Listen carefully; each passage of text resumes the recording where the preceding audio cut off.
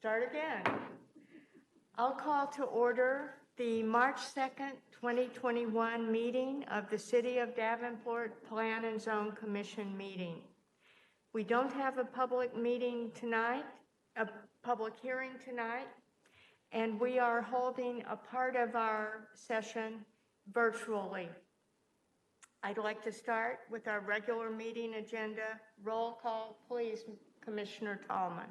Thank you, Madam Vice Chair. Schneider. Here. Lammers. Present. Med.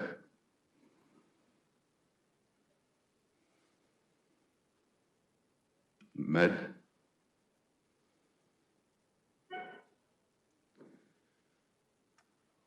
I can see him, he's here. Okay. I see his name up there too, so he's here. Johnson. Present. Tallman present. Ingram is excused. Hepner. Bransgard. Present. Reinhardt. Here. Manus. Here. And Garrington. Yellow, here. We have a quorum. Thank you, Commissioner Tallman. First item of business, report of City Council activity. Nothing to report at this time. Okay. Next item, Secretary's report. Move report.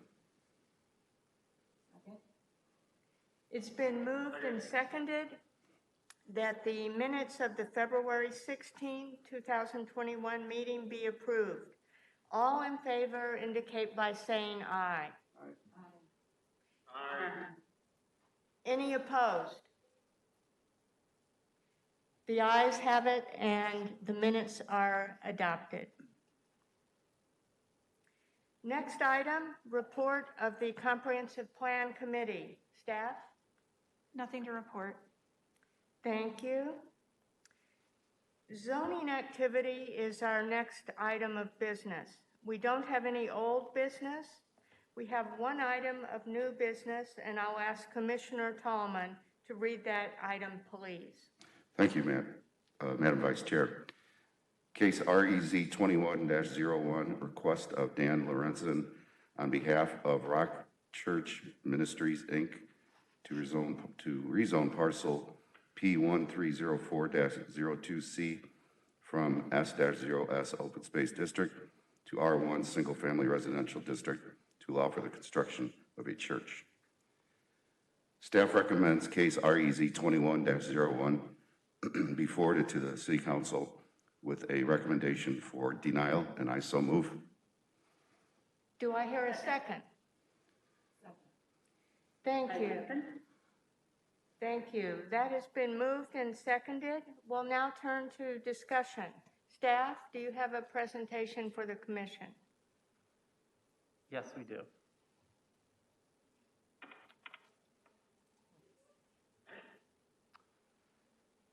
So before you on the screen is a zoning map with the subject parcel highlighted in yellow. As you can see, this property is currently zoned for open space. It is surrounded by open space to the north, south, and west of the site. To the east of the property, on the other side of the railroad tracks, is a variety of different residential districts, both single, two-family, and multifamily. To the north of 46th Street is a combination of heavy and light industrial users as well. The applicant is requesting to rezone this parcel to R1 single-family residential district. The land use map identifies this parcel as Parks and Recreation. This is consistent and compatible with the surrounding land uses to the south of 46th Street and west of the railroad tracks. To the north, you have industry, as well as civic and institutional. And then to the east of the subject property is residential general. An approval of this rezoning petition will require an amendment to the land use map, amending the property from Parks and Recreation to residential general. The vicinity map outlines the subject property in yellow. As you can see, this is a wooded lot located south of 46th Street. Deer Creek runs along the east lot line and flows into Goose Creek, which is just south of the subject property. To the south of Goose Creek is Davenport Memorial Park, as well as Pine Hill Cemetery. To the north of 46th Street is the Public Works Facility, as well as other industrial businesses. And then you have the railroad tracks that run along the east lot line with residential along Eastern Avenue. The purpose of the open space district is intended to provide and protect larger open space and public recreational facilities, both indoor and outdoor, as well as cemeteries. Larger regional open spaces and parks include both active and passive uses. The R1 single-family residential district is the lowest density single-family neighborhood district in the city of Davenport. This is meant for larger lots with more generous yards. This is also the least intense zoning district that will accommodate the proposed use of the applicant. The purpose of the rezoning petition is to construct a church on the site. This parcel is just over 3.5 acres. It's a wooded lot that's undeveloped. This parcel is 3 lots south of 46th Street. There is a 15-foot access easement along the east lot line. However, this access easement really isn't feasible given the location of Deer Creek and the railroad tracks. So access to the site will need to be provided along the west lot line, extending north to 46th Street. The blue hash mark on the map is 100-year floodplain. So really the developable portion of the property is that western half. The topography of the site is very uneven. There's approximately a 30-foot difference in elevation from the lowest point on the east side, where Deer Creek is, and then with the highest portion of the property being on that western half. And then this site does sit roughly 30 feet lower than 46th Street.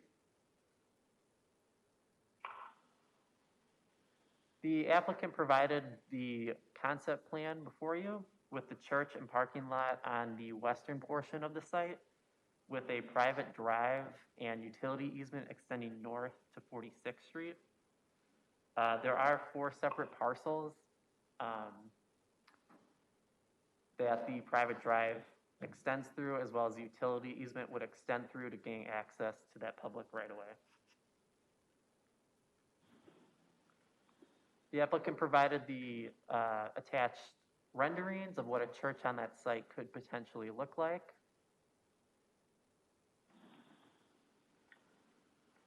City departments and utilities have reviewed the proposed petition. Sanitary sewer runs along the east lot line, as well as just south of the subject property.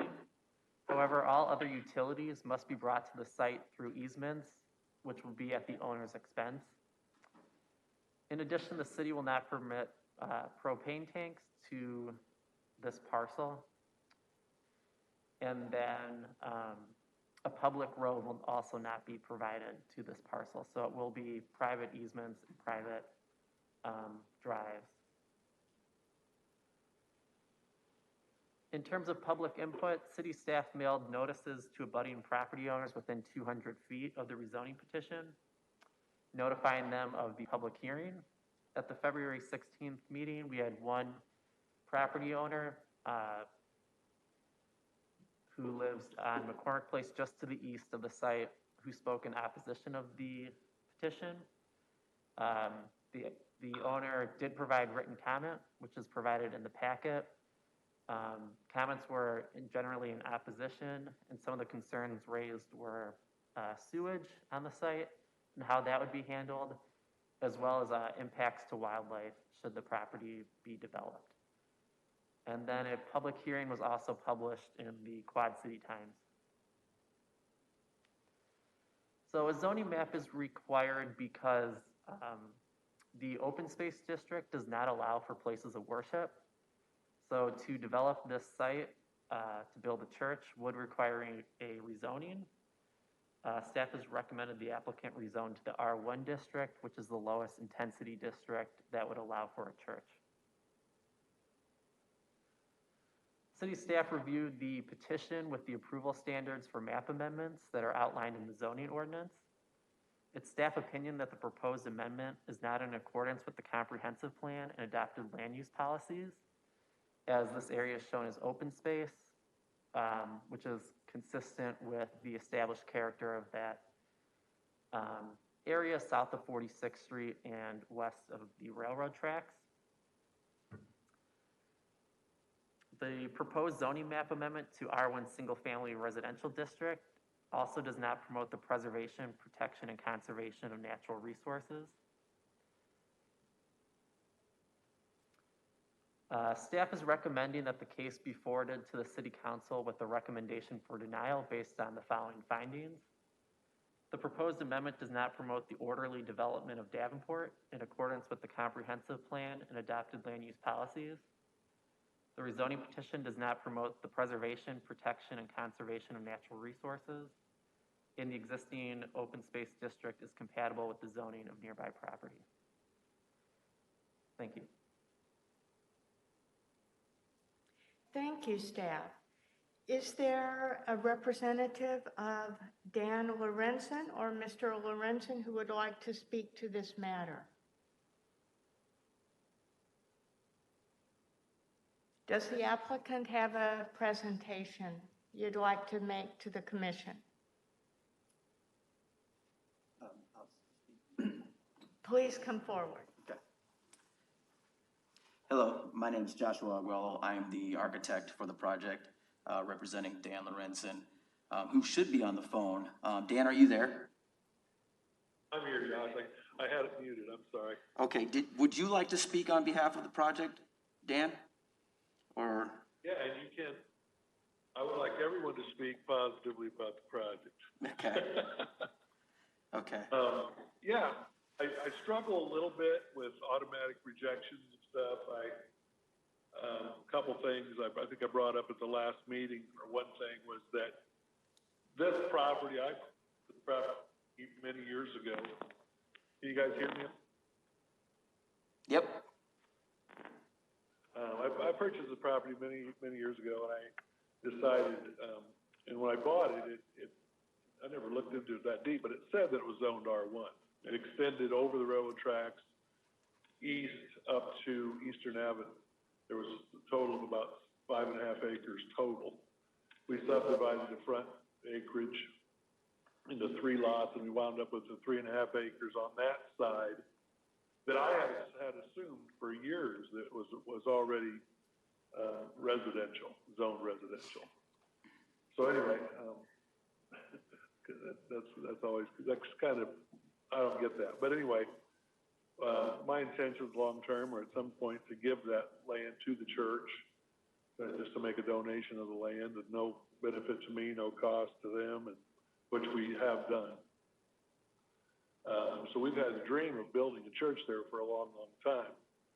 I thought any resistance or any struggle I would get would be from Davenport Memorial Park or SCI or whatever their corporation is, but I've been talking with them off and on for years, and finally they said they were willing to give us an easement as long as we get a few things worked out.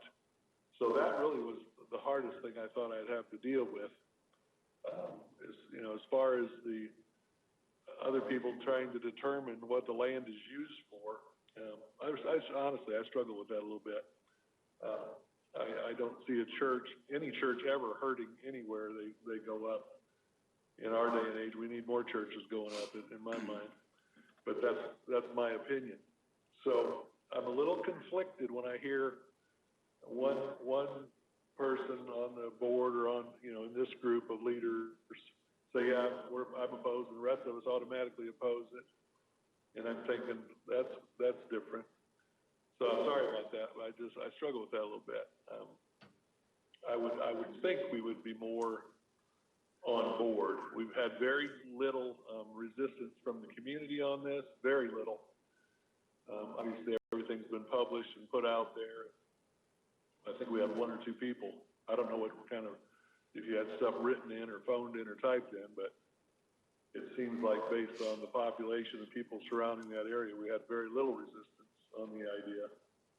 And then there's hundreds of people that attend our church that are citizens of Davenport that would love to see it happen. So, yeah, I've got a lot to say. I probably should shut my mouth so I don't get in trouble. But those are some of my thoughts. So Josh, if anyone wants to ask me questions, you're certainly free to do that. Thank you, Mr. Lorenzen. Do you have something you would like to add? Yeah, just, some of the recommendations for denial were based on preservation and conservation not being a part of the proposed plan or the effect thereof. And I guess my question would be, if there was any way we could mitigate that in our construction process, would that be a positive light on the project? For instance, when we worked with SCI, they recommended turning the private drive into the properties that then would have some kind of clearing of the trees that are there.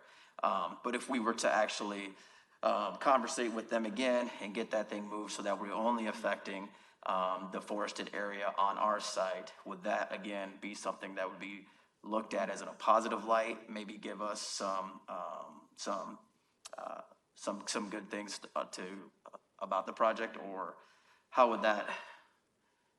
Could we do that, something like that, to maybe get this thing approved? Thank you. I realize I should ask the other commission members if you have questions for staff or questions for the applicant. I think we could open it up now for the commission members.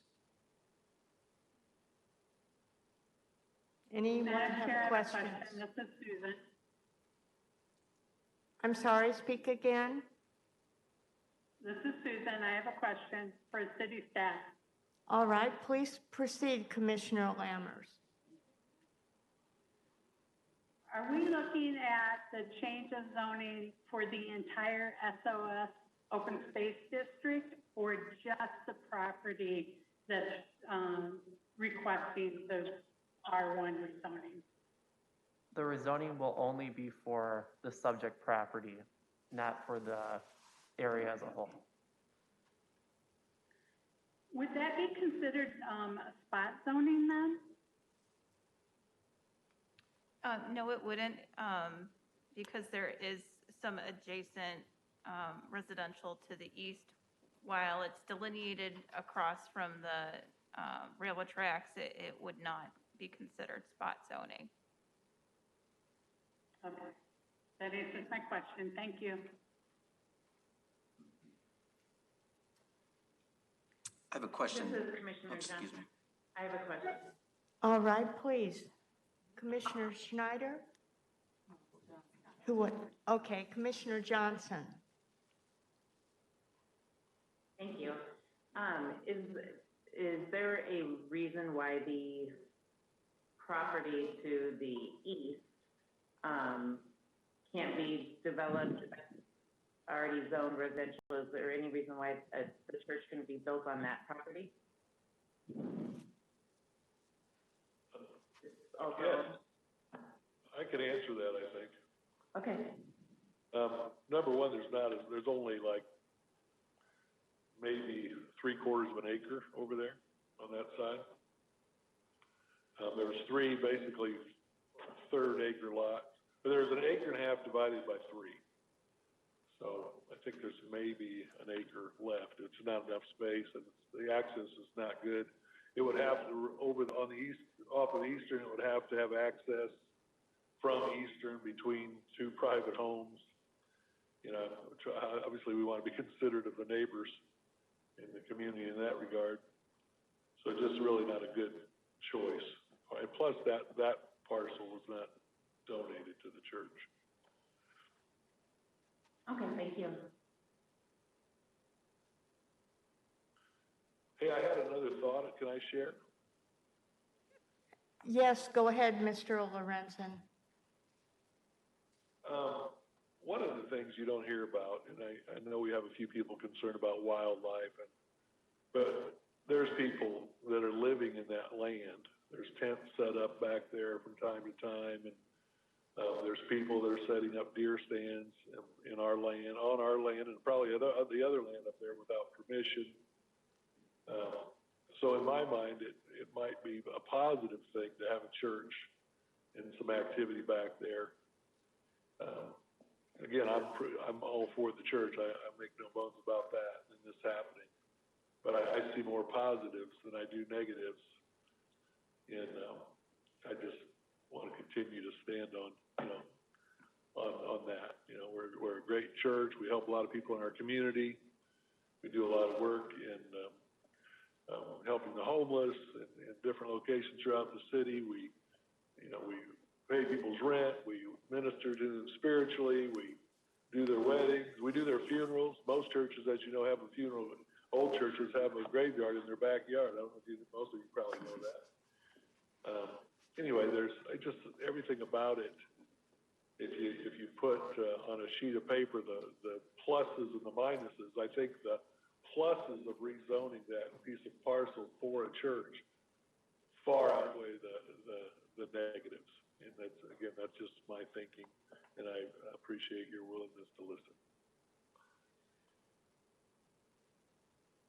Thank you, Mr. Lorenzen. Any other questions from the commission? Commissioner Schneider. I have a question for staff. Is there an option, what other options ever at the way this is zoned today, is there for this property, if any?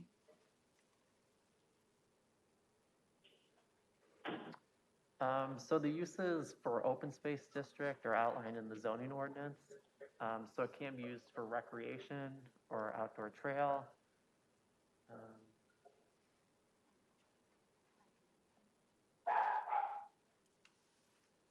I can pull up the full list if you'd like. It ranges from community center to just open recreation to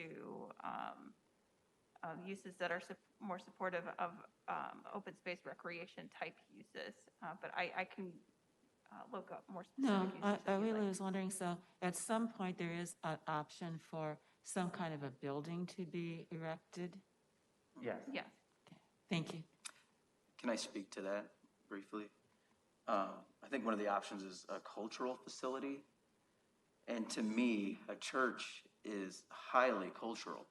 I mean, you're talking about, some of the founding people of this nation were Christian, and it's a highly cultural amenity, if you ask me. So when I first seen the open space, and I seen those criteria there, and I seen the cultural facility, I thought, wow, well, that's what a church is. I mean, it doesn't get more cultural than that. But I believe that some of the aspects of a cultural facility, there needs to be some kind of historical conservation there. So it would serve maybe as a public display of some kind of culture, which in our case would be the Christian faith. So I don't know why that doesn't fall into the criteria of a cultural facility, but. Brian Heyer, are you on? Yes, he is. Yes, I am. Okay. Would you be able to help? What I will respond with is that there are two distinct definitions in our zoning code that delineate the two uses from each other, and the associated ancillary uses as well. So there is a distinction between those in our zoning code. I don't know, Brian, if you have anything else that you would like to add related to that. No, I think that pretty well summed up the difference between what Mr. Lorenzen's architect was saying and what the code says.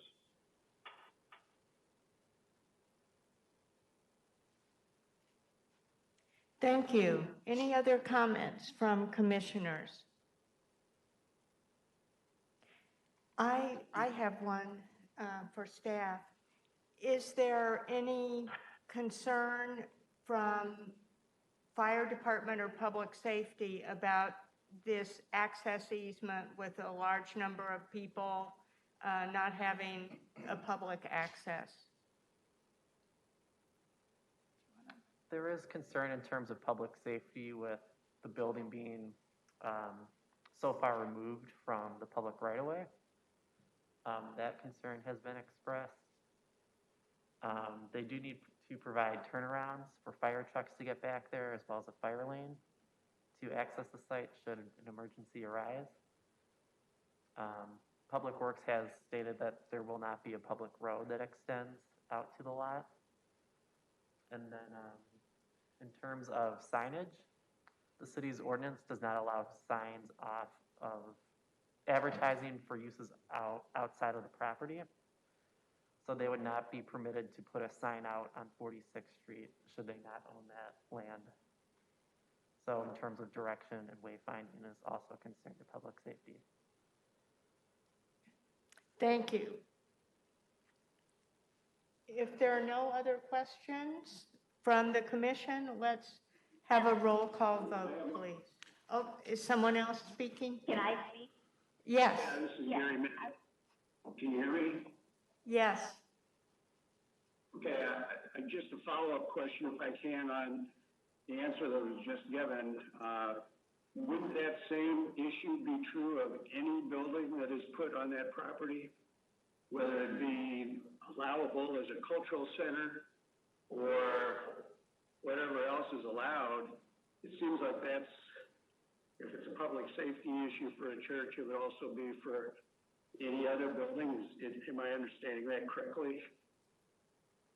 Correct. Those concerns would need to be mitigated during the development process. Okay, thank you. I guess just a quick follow-up on that. This is Brian Heyer. In the documentation that you have before you that's been provided to the city, you have what has been described as a proposed access easement and a proposed utility easement, which really puts us in a pickle as to how we approach this, because if you were to approve the rezoning and the easements wouldn't come through, we've changed the rezoning for basically nothing. So it would have been much more beneficial into the full consideration of this if the easements were actually in place and we had documentation of them as opposed to proposed ones, which plays into the public safety issue. Thank you, Mr. Heyer. I think, if I can talk for a second, I think the things that we've proposed are the things we plan on doing. And the easement, Josh, if you're there, I think, can you speak to the easement a little bit? I think it's already been, they'll give us the easement. They're just wanting to know a few things from the city, aren't they, Josh? Right, so we've been in conversation with SCI, who owns the properties to the north and to the west of us, and then to the Bab Living Trust also with a petition. We had signed by 3 of the 4 properties. We have not heard back from Bab Living Trust. And then we were in conversation with Matt Weirdick. That's you? Oh, hey, Matt. About a proper easement agreement that's being drafted right now by Townsend. And we were under the impression that it didn't need to be present today, that we'd have time to actually get a proper easement agreement that the council would then accept. So since the petition that we drafted wasn't acceptable. But yes, we have the easements all planned in the documents that are before you, and have every intention of getting it all formalized, so. Thank you. And let me just, if I could add to that real quick. Obviously, I've been a pastor for almost 40 years. Have a deep concern for people and their well-being and their safety. That's what I've done for a living most of my life. We want safe access into the church and out of the church. We want safe fire access for the firemen if they would need to be in there. Safe access for the police or if they need to be there. So all that stuff is things we've taken into consideration before we even came to you. And I just want to make that clear. We're concerned about those things as well, and we appreciate and respect you're concerned for those things. We know that's what you do in a lot of ways, is try to keep our people safe. So we're more of wanting to be in agreement with you on these things than disagreement. So I'll shut up now. Okay, I have a question. yes. This is for the applicant. Is there a rush to have this approval done, or is there an opportunity to get all your ducks in a row before a vote is put in place? There's not a super rush. I mean, we're not, obviously, we'd like to get going on it at some time. Usually spring and summer are the times to get going on these kind of things. But I wouldn't say there's not a super rush. But I think we've been raising money and saving for this. And we're getting to the point where we can finally start doing some things. And so I guess that would be the thing that's pushing us a little bit. Just we're in more of a place to do it. So, but it's not a super rush. Thank you. Can I say something? I'm a resident that lives east of the site, and my question and concern, well, there's two. The wildlife that live in this area, I certainly don't want to see them get disrupted in any way. And I think Dan said that they would try to be as respectful as they can, which is fine. My other question is the sewer. There are days when you cannot even sit in our backyard because the sewage is bad back here. Is there anything that's going to be changed in regards to sewage in this area? Because adding more to that does not sound good. I mean, and then you said there would not be a septic system. They would use a sewer system. So can you explain to me a little bit of how that's going to improve, or is it going to get worse? Go ahead, Dan. I don't know if I'm the to that, but I can. Who is speaking, please? I can't tell. This is Jane Nichols. I live on McCormick Place. Okay, thank you. And who's answering the question? Dan, I can answer that. This is Josh Arguello, the architect. So in our plans, we have a retention pond planned, which would mitigate any excess sewage into the current line that you see that was south and east of the property there. So that's how we would handle that. Any overflow would actually be retained on the site, and so it wouldn't go and add to what's happening in your backyard now. The civil engineer is already on board with all this stuff. We've planned things of that nature, to the hydrant valves and to the easement access, how it's going to get there. So we've already looked at that, and that's definitely part of our plan. So I hope that answers your question. Can I make a slight correction? Yes. The detention area is for storm detention, not for sewer detention. The sewer would connect directly to the sewer line. Churches are not considered a heavy sewer user, and it would be heavier than a household, but it would not be a heavy sewer user like an industrial use. Yeah, this is Dan Lorenzen, and I think the sewer line, someone can correct me if I'm wrong, I think the sewer that we would tie into is actually south of our property. If I'm not mistaken, it would probably dump out below the residents' intended or issue that she's speaking of, I think. I think that's true. That's correct. And there would need to be a utility easement to connect into that as well, if you're doing the one to the south. Any other questions from those in the audience, from commission members? If not, we'll call the vote, and I'd like to remind the commission members that a yes vote is for a recommendation of denial to move forward to the council. Thank you, Madam Vice Chair. Schneider. No. Lammers. Yeah. Is that a yes? I'm sorry. Thank you. Yes. Med. No. Johnson. Yes. Tallman, yes. Bransgard? No. Reinhardt?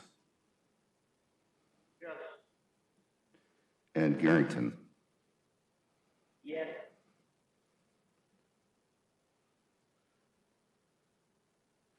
Five in favor and 3 against. The motion carries, Madam Vice Chair, and that concludes the report. Thank you, Commissioner Tallman. The next item on our agenda, subdivision activity. We have nothing listed. Staff have any comments?